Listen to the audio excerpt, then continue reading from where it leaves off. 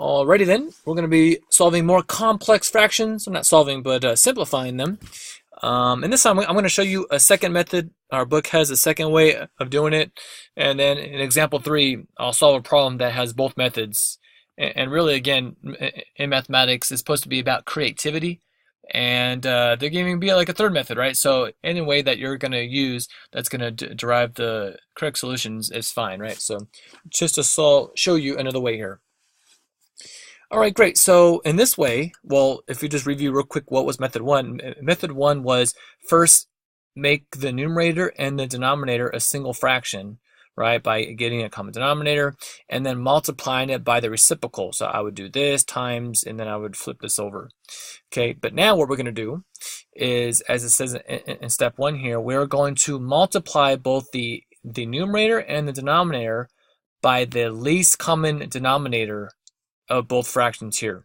So if I see that they both have y, the least common denominator of y is, well, just simply y. So I'm just going to multiply everything then by y. Okay, so I'm going to multiply that by y and that by y. Okay, and let's see what we get here. So if I distribute this, y times 5, I'm going to get 5y, and then y times 2 is a all over y. And I'll just go ahead and show that step there, but then we will cancel that out. Okay. And then this guy right here, same thing. 4 times y is 4y. And then y times 1 is y over y. So if you simplify all that, we would just simply get 5y minus 2. Right? So that was just wata, or gone. And then we have 4y, and then that's just plus 1. Okay, and so that would pretty much be it right there. Great, so that's all it basically is. You multiply everything by the common denominator of both of these guys, and then if you still need to simplify this, you always do that. Okay, just move this down here, give us some more room. All right, let's go ahead now and do the same thing. So if you look at both of our denominators here, we have x and then x minus 2. So that means our lowest common denominator is going to be x times x minus 2. Okay, so that's what we're going to multiply everything by. I'm going to multiply the top by x times x minus 2. X minus 2. I'm going to multiply this by x times x minus 2. Okay, I'm going to multiply everything by that.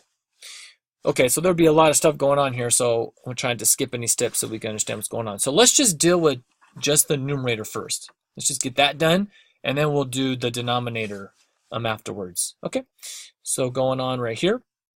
So x times x minus 2 times x.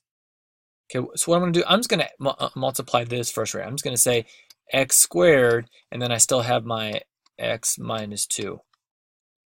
Okay, so multiplication is commutative, meaning it doesn't matter if I multiplied x times this first or multiplied, right? Like if I did 4 times 5 times 3, it doesn't matter if I choose to do 5 times 4 first and then multiply that by 3, or if I did 5 times 3 first and then multiply that by 4. You can multiply in any order. So that's all I'm doing right here. I'm just choosing to multiply x times x first, and then I'll multiply my x minus 2 secondly. Okay. Plus, we have this right here. I'm going to multiply 5 times x. So that's 5x times x minus 2. And that's still all over our denominator of x. Okay, so let's just go over that again here. I first multiplied x times x is x squared, but then don't forget about the x minus 2, okay? And then I did x times 5, so that's why I got 5x, and then don't forget about the x minus 2, and then that's all over x, okay? And I want to keep going, and I want to simplify first my numerator before I even start dealing with the denominator, okay? So I'm going to keep going on here. So if I multiply that through, then I get x cubed minus 2x squared, right? X squared, x cubed times a negative 2x squared. And then here, right, see, the x's now cancel. So now all I have is 5 times x plus 5x, and then 5 times negative 2, negative 10. Okay. And that should be it right there. Great. So that's the numerator. I'll do denominator in a different color now. So now let's do the denominator now. Okay. So I'm going to do the same thing. I'm going to multiply this whole thing by 4x and this whole thing by negative 1 over x minus 2. So if I do x times 4x first is 4x squared, and then I have to, and then don't forget about your x minus 2. Okay, good. Minus 1 times all this is just x times x minus 2, right? So it's the same thing all over x minus 2. Okay. Let's see here. Well, we could go ahead and distribute this.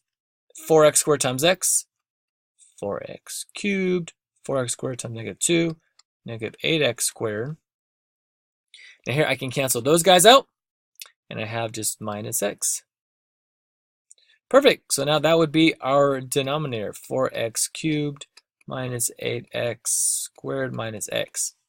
Now, if you can simplify this and factor stuff out, you can go ahead and do that, and actually like you want to. So for example, if you factor this by grouping, I think this is factorable, but then I think when you factor this out, it doesn't come out to where something's going to cancel. So if nothing cancels, then you can leave it like this. So that would be our answer for now. But if you can factor both the numerator and the denominator and something cancels out, you're going to want to always go ahead and simplify it.